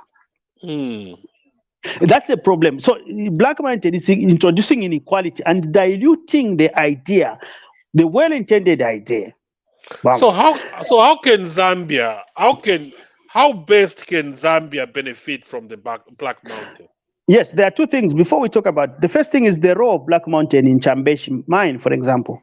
The chrome that is coming, it's feedstock, because when you look at mines like Chambeshi, the copper grade is very low. So the content that is coming from the Black Mountain is what they use to improve the copper content. So giving the Black Mountain to the people has deprived that company. Today, Chambeshi Metals has been closed. If you don't know about Patrick, it has been closed. And one of the reasons, among the several other reasons, is lacking the feedstock. Because when they say percentage ya copper, ni 2%, what they mean is that ngamwachita mine 100 kg, mudiamurife copper 2 kg. If you say 98, if you so tafike 10 chito. So ngaidi 2.5 nang 2 yolo bae batinga mahetra mo chrome ya pa Black Mountain yala twafa ko kwata ko ka 4%.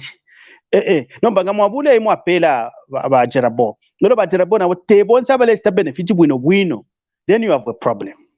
Wow, a problem. So one way, in my view, was first, my preferred position was that Black Mountain, if at all the government wants to resolve the problems. Ngabali bude Black Mountain, be never government, ever refine, ever stisha.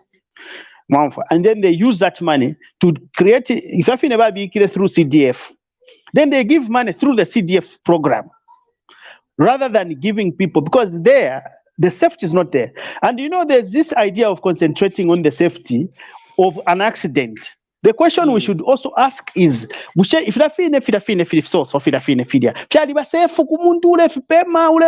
with bare hands. Because we always try to think, because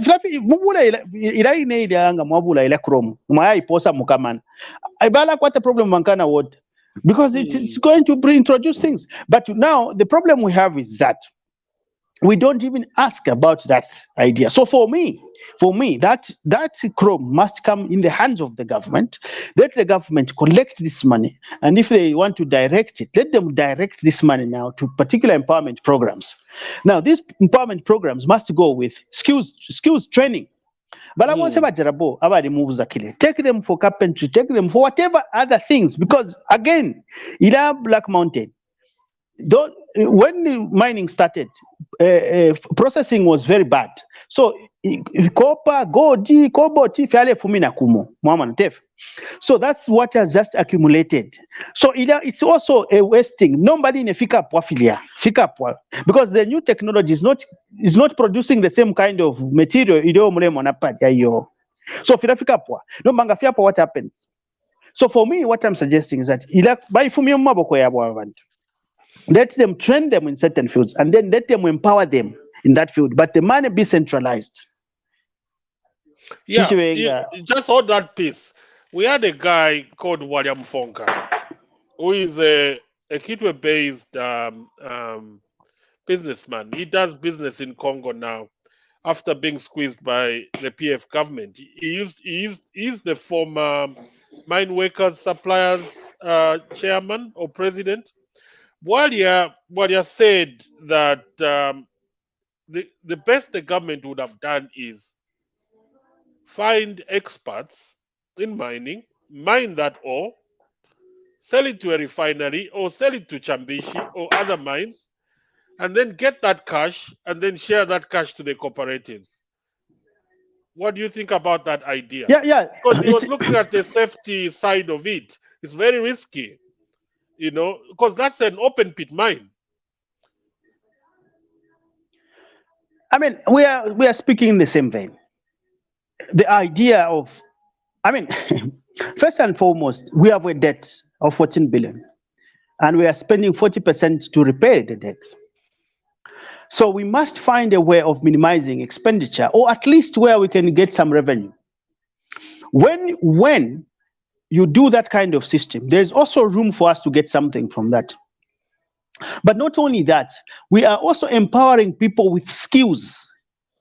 I am found most of the time, because I do my research in Usakede, I am found with these boys. And most of the time when they get money, they buy food and everything, but they use money on expenditure only. That's all. They don't involve themselves. They believe. Do you know can you imagine people who call themselves a Tifon for Bakoswe? What they mean? That's why they call themselves like this. These people need to be given special skills. There are even those who want to go to school. And by the way, there are even retrenched miners who have become Jerabos. There are even women who are willing to become Jerabos. And the mine is also creating jobs, in the sense that you have women who are selling food there in Shima, and drinks and ice block just around the Black Mountain. If you go there, you're going to find they have put you to Ntemba around that. Okay, so the idea of having a good formalized way of work is going to have a problem for the government, because, for example, if they say the lifespan of the Black Mountain is, say, 2 years, or even just 1 year, I don't know what arrangement they did with the owners of that Black Mountain in Nkana Alloy, because Nkana Alloy is the owner. So I don't know if the UPND bought 30% of the shares, which they have given to, I don't know. So they cannot formalize that, because they are going to give formal jobs.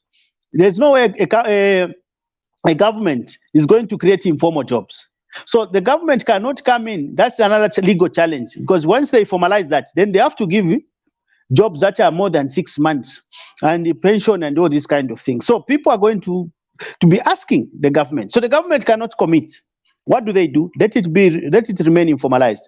My view is this. I agree with Bwalia, Mr. Is it Bwalia? You said, it's the same idea. Let this be managed by the government, and they hire, because they are going to hire contractors as truckers to move this to a particular buyer, or just to sell that, because they can simply sell it.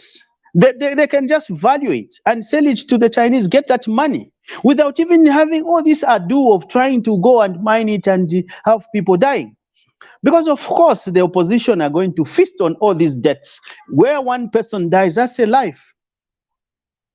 So I think that model, in my view, if they want, let them get that 30%, sell it at a particular value, then that value, let them put into skills training and empower those, if empowerment is the objective. That's fantastic, Dr. Musonda. Now I can bring on one of the Bakwetu family members. Any question, comments for Dr. Musonda? Thank you so much, Doctor, for your very articulative and very clear explanation. At least you've made us to understand what is going on at the in the mining sector. We have a problem. I know many people, many Zambians, they want to have the mines being run by Zambians, which is okay. I'm not disputing that fact. However, it actually brings out a lot of questions that if we could we could mismanage our own resources. The money is actually that is not even meant for us, meant for our countrymen and women, for our nation. We misuse the money, the debts that we borrowed. How could we manage to run our own mines? That's $1 million project. How can we manage to run that? Because I look at ourselves as Zambians that we cannot run even just a small little chicken run on our own without milomo, without jealous, without pointing fingers at each other. We are failing to even support one another when it comes to small businesses, call each other names. And once we are given opportunities to be in offices, to be in leadership, we see our leadership, our colleagues, our fellow Zambians decide to look the other way around and treat our fellow Zambians like they are nothing, and then steal from us, steal from ourselves. So my really question is, when are we going to change this mindset, and how can we manage to run our own affairs, our own minds? That requires a lot of research. And actually, on top of that, especially on the issue of research, our learning institutions, the universities, have they embarked on projects or research projects where they find out on how to run our own project? Because I see that we have nothing, we have no capacity, we don't have the information on how to run, but we see our own brothers and sisters who are graduating from universities with highly good credentials. They are exported, or rather they go to work elsewhere and leave our own minds rotting in the hands of foreigners. So my question is, how can we mitigate this? How can we remove this mindset? Katwishinganiwelenski mindset. Yeah, we self-hate. What is going on? How can we come back to ourselves? How do we trust ourselves? Because apparently we can't trust a Zambian to run that mine, to those mines at this point of time, because it's difficult. Already Milingolungu, Wapera Kumababa liquidator. Look at what he did, started paying himself. How can we trust a Zambian to run our mines, honestly? Do we have the capacity, like borrowing the Akashamba was questions? So those are my concerns. So, and the other last thing is our Kerenko, Kachima Kerenko. What is the name again? I forgot. Glenco. Glenco. Yeah, Kerenko. Why can't we just pay them off? Why can't we bring other investors?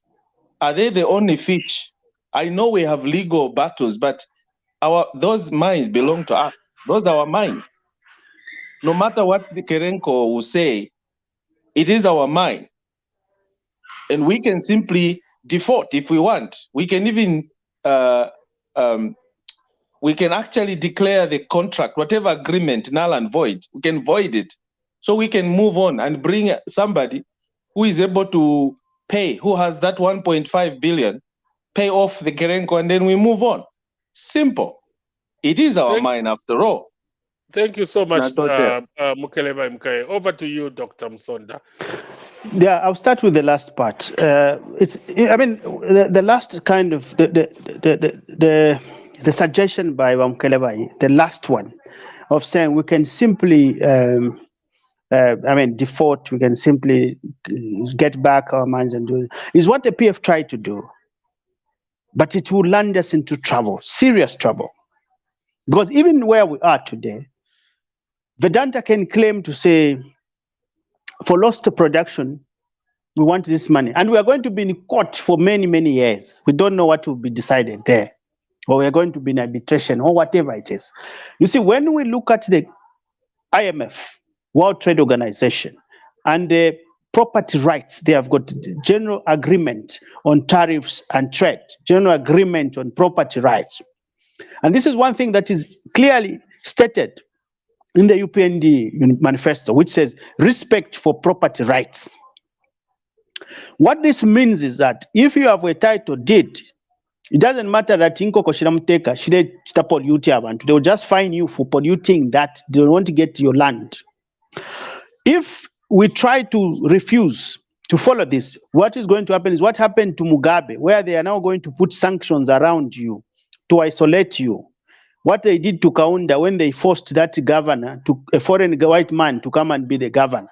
So you have consequences because the global economy, where we depend on borrowing. That's why I was suggesting it's even better for us to go to China, because China does not give us conditions on how we are going to use it for money and where we are going to invest it. China will just tell you, Mrefu Kula Airport, okay, fine.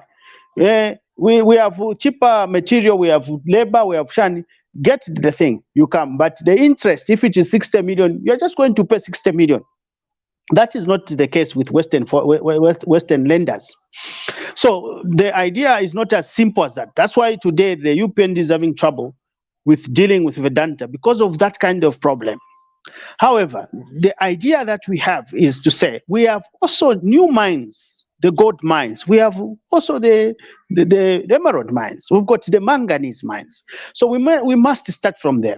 When it comes to the mindset change of all the Zambians, the first thing is it takes good leadership and to identify itself that way.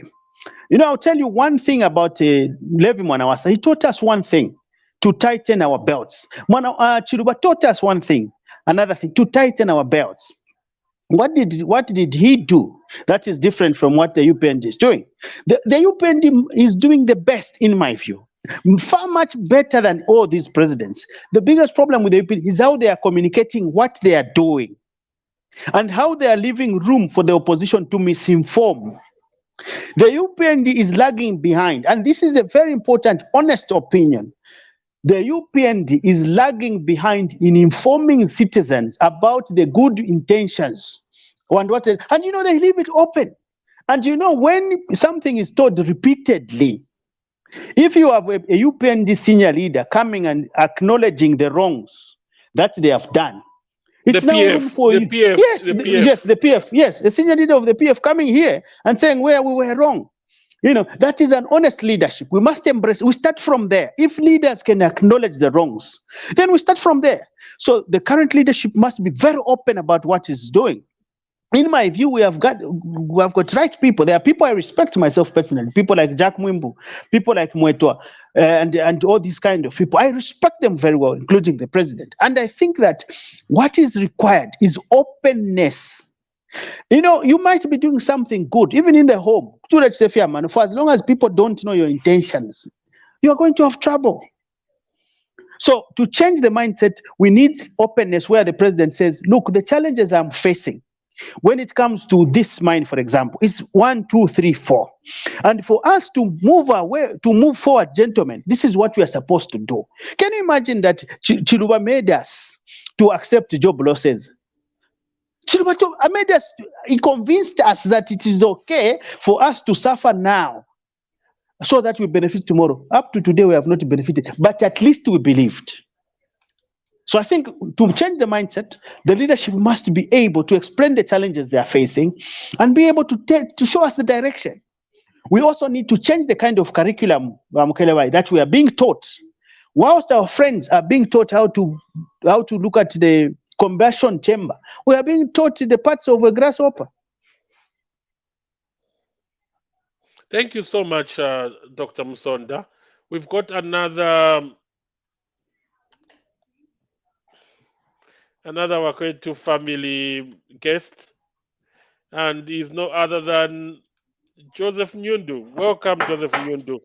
Any comments, any questions for Dr. Musonda as we come closer to the end of the program? It's been a long day. Yes, thank you very much, Mr. Chilufya, Dr. Musonda. Thank you very much, Comrade Mukarawa, and thank you very much, and to our viewers that have stuck with us this late. We acknowledge your presence and your audience, and thank you very much, everyone around the world. Yeah, very, very well articulated package of information. I've learned quite a lot, especially on the mining policy and the history behind how we've ended up here. And probably before I ask a question, maybe I should contribute alongside a well-articulated package of information. I think where we have shot ourselves in the foot as a country is where we gave away our mining sovereignty way back to privatization. And I'll keep referring to that, and not really to point a finger at who did it, who was involved. I think this is a problem where we need to move forward. We can't be working backwards, because we seem to have been working so much backwards on this mining issue and mining policy and mining operations. And the problem where we find ourselves stuck is on capital, because the people that are running these mines that we've sold, that we gave shares, bigger shares, and that have bought new mines and all that, people like James Canton, Mopani, KCM, all these Baruba, combined, or including these thieves that are being prosecuted in America called Vedanta. So this is a problem. The problem that we have is our economy is very small in terms of our GDP and our national budget combined. And these people come from countries with very, very much bigger capital to be injected into these mining projects. For instance, you look at the size of our GDP, it's normally trickling around $28 billion to $30 billion. Combined with our national budget, we are not even up to $50 billion. And if you look at that amount of money, it's even twice less than the net worth of Mark Zuckerberg, who is running this Facebook we are using. So that means in their countries where they come from, it just takes an individual to run our country. So I'll keep referring to the economy, because our economy is so small. When these people come with money, they can easily toss us. They can easily dictate the terms, because we're the ones that need the money. And this is because over the years, historically, we've not built an employment profile which is big enough to create revenue. If you look at the number of formal employees that we have in Zambia, I think we're not even up to 1 million. Now, how can less than 1 million formal jobs pay formal revenue that can feed 18 to 20 million Zambians? It's impossible. And because of having less and less numbers of people in employment, there's a very slow personal economy development of individuals in order to transform themselves from an ordinary employee, become an SME, or maybe own a company and employ more people. And Comrade Chilufya can agree with me that it's very easy for me to open a company here in the UK right now, call it whatever limited company. And what happens is when I get paid, the money is not taxed, but I'll pay at the end of the year as a company account.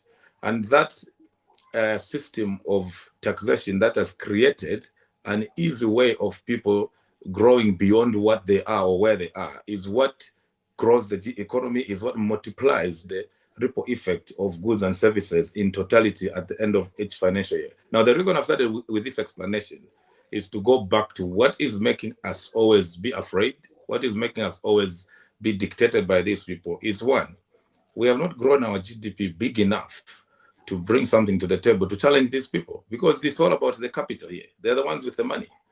And they know very well, referring to my our previous discussion on the mining policy, that we need an aggressive mining policy that first of all protects the mineral sovereignty of Zambians and benefits Zambians. It doesn't matter who is mining.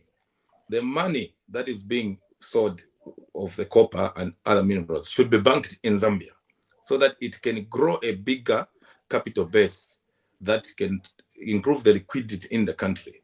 Because as long as we have a few people employed, we have a few people accessing what's the budget of Black Mountain? Is it even up to $1 million? No. So what revenue is going to be realized from the Black Mountain? How formalized is the taxation system of the Black Mountain? Because it's a commercial business. So it means people that are involved in there should contribute to revenue.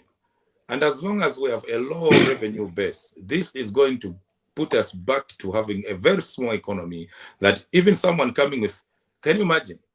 We sign an agreement with IMF, or what they're calling special drawing rights. And what are we having?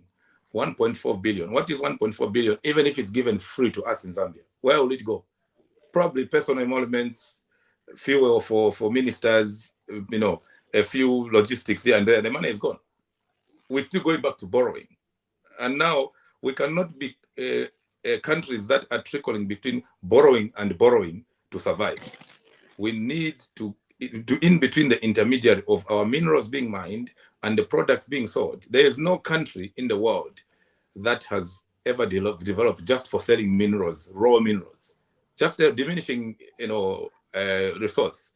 And if we are not very, very, very careful, I don't know if we've taken our mineral stock audit profile properly to know how much we have copper left for how many years. Because it's just being mined, increasing the mining of copper, it will never take us anywhere.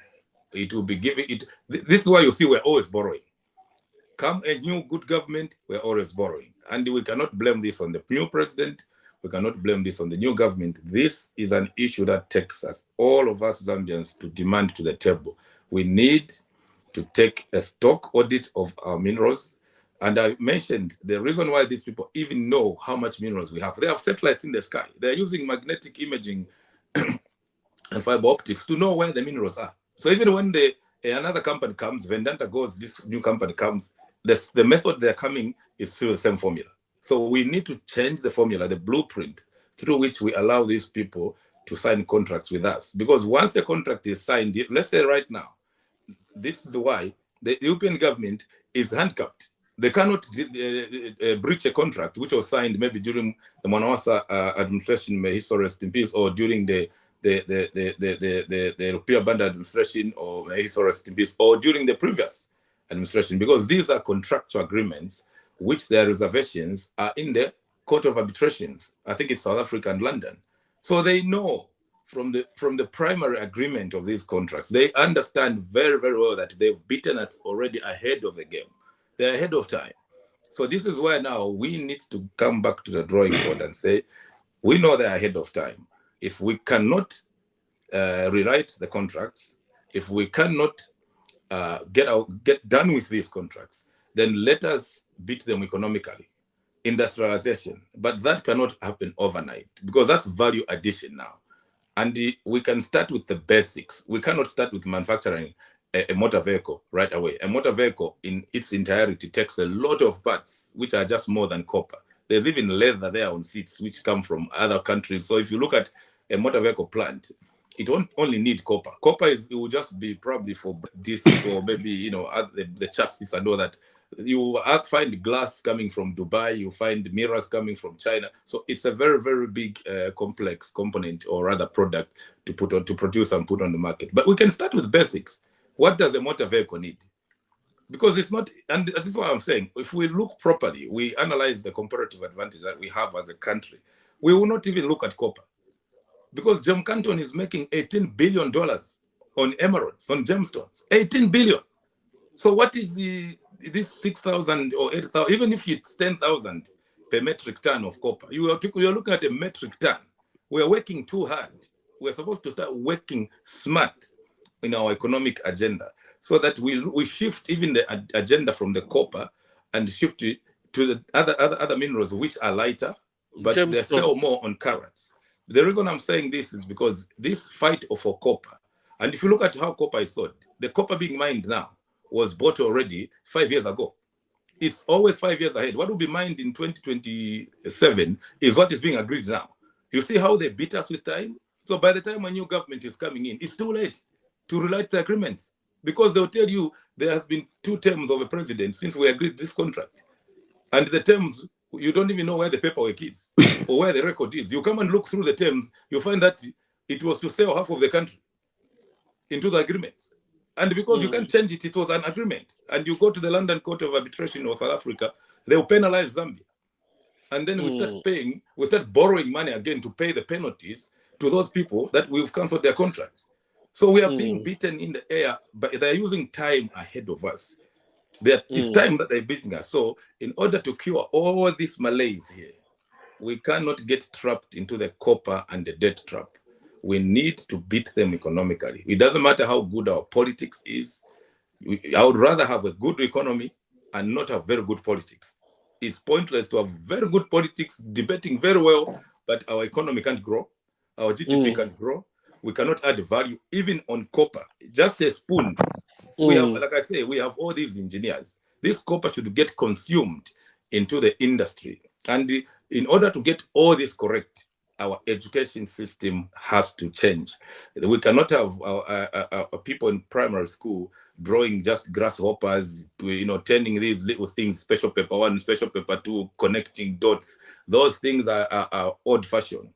Let the curriculum be let be an evidence-based formal curriculum where children are taught, go and write on Christopher Katongo, go and write on Enoch Mwepu, such kind of things. Go and write on the new bridge at Kazungula. They should understand, things. They should have understand how to solve problems. Our education system produces remembering people and not thinking people.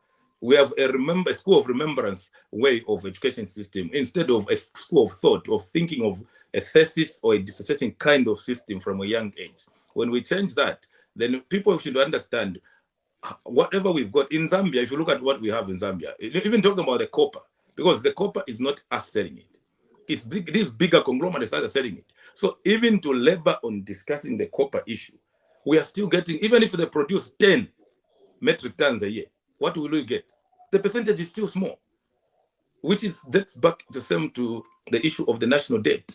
Even if we make a national budget of 500 billion kwacha today, if the threshold of that 500 billion kwacha, if it's more than 40% that goes to debt, we are still beaten in the air. We are still not respecting the benchmarks. So we need to take care of all the parameters, the benchmarks, and all the protocols that support these benchmarks, such as the Maputo, Abuja declarations, all these United Nations, whatever given protocols. If we follow them universal with everyone, but then combining them with our own homegrown Zambian-centric solution. The problems that Zambia have, even the geographical challenges Zambia has, are different from Kenya, even though we eat the similar foods. But within Africa ourselves, in Uganda, they're producing even electric buses now for their mass transit policy, which works like the London way. They're trying to use the mass transit policy of having big buses running on time. Rwanda is doing it. I think there was a question last week. All these products need our copper, need steel, need or zinc, whatever we've got. We have circumscribed our mindset so much around copper, such that we have taken copper to be such a big issue for our economy. But then it has always failed us.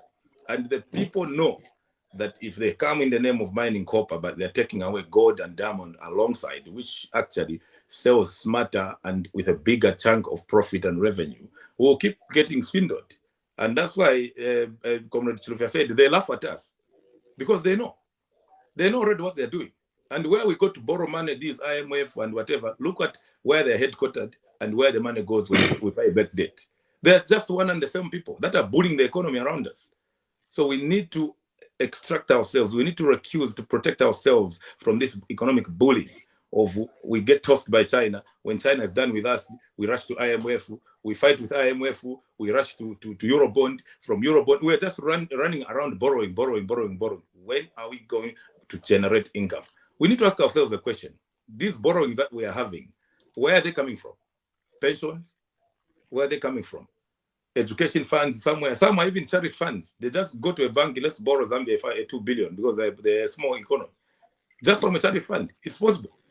So we need to grow our own GDP. But this mining issue, it's a very, very highly contestable issue because we are dealing with crooks that have prior agreements, which as we are talking now, if you look through the paperwork of the agreement, you'll find that it was probably signed during the late Sata's time. May so rest in peace.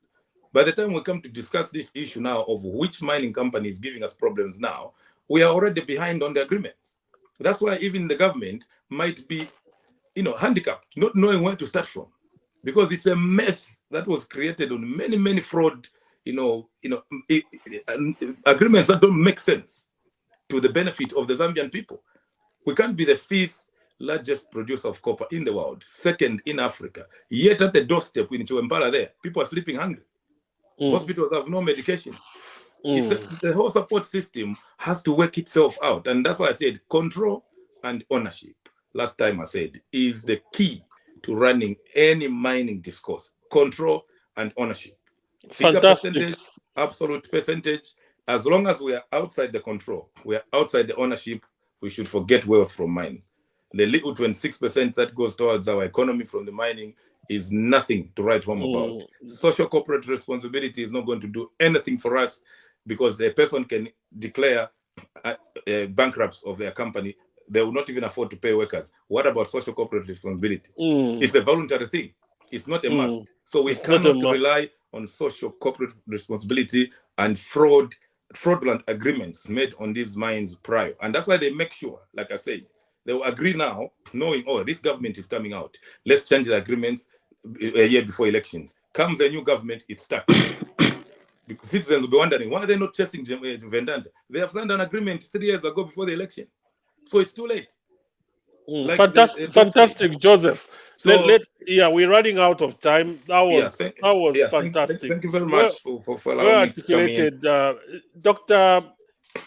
Dr. Musonda, can you please closing remarks, and let's close our program. It's been long. Yes, all the time. We have to go up to almost midnight. Yeah. Okay, yeah. Well, just very briefly. First is that the agenda is a decolonization of the mind agenda. That's what is at stake. We need to speak to, if our forefathers realize that these white people are not helping us, and they fought 50, 60 years ago, we cannot ask for recolonization. We cannot ask for recolonization. Also, within the global economy, there's a book written by Richard Pitt who talks about the unholy trinity. He talks about the IMF, the World Bank, and the World Trade Organization. If I was teaching at a university, I would make this course, global institutions, one of the first courses that people should do in the first year and also in the final year. Because it tells us how this global economy has been run, right, starting from the 1900s and up to date, and why all these problems that we're having today are not accidents. They are created and they are tailored to be in one way. That is why, for me, I would even say, let us choose our friends. China is not as bad as they are telling us. You can point at Levi Mwanawasa Hospital. You can point at Levi Stadium. What can you point that has been built by Glencoe? Apart from just something along the production line, full stop. What has Vedanta built? Zero. They can't even build a hospital. They closed all the clinics. Towards the government, all I am now saying is that, I have read the UPND agenda, the UPND manifesto. What I'm saying is that, yes, it was a good idea, but given the crooks that we are dealing with, which is self-evident, let us go back to our manifesto. The UPND, I'm not UPND, but I'm saying, let the UPND go back to the manifesto and relook at that manifesto and say, how do we accommodate these crooks that we have? And one way, as I agree with you, Chilufya, is that let us go the 50 way, the Botswana model. My most radical point is, let's own the mines ourselves, 100%. However, we still need to work with our friends, because we still need that. They are going to have blockages when we come to selling copper somewhere. We need to be part of this, and these kind of discussions that you are bringing at TVBakwetu, you must continue. And I hope that the people who are in government will appreciate this kind of, as a way of saying, we are trying to push in the same direction. So in my view, these discussions must be encouraged, and the government must relook at the agenda in their manifesto and be able to say, okay, given the crooks, it's like what plan at Walaku town, you have to turn and use the other route. So I thank you for Ningalanda Chilufya shakukorera sana. Thank you so much, Dr. Musonda, for coming and staying long. Just hold on. Sorry about that. And staying for a long time as usual. Thank you so much, Honorable Womkelebai. You've been there for a long time in the background, listening, and also contributed very well. Joseph Nyundu, thank you so much once again coming to contribute. I know you've got talk time like myself. Yeah, we're gonna have another time to talk about that. But thank you so much for coming and well articulated. I can see very good comments about Bom Kelevai, Joseph Nyundu, and our own resident mining doctor, Dr. James Musonda. Our viewers, thank you so much. I cannot believe it. We still have almost 200 people watching us. And I can't believe it. Thank you so much for your viewership. We appreciate you. Without you and your stars and your contribution, TVBakwetu cannot be there. Thank you so much. May the good Lord bless our beloved mother Zambia, bless our leaders, especially our president. Thank you so much. Goodbye. Bye for now. Good night. Bye for now.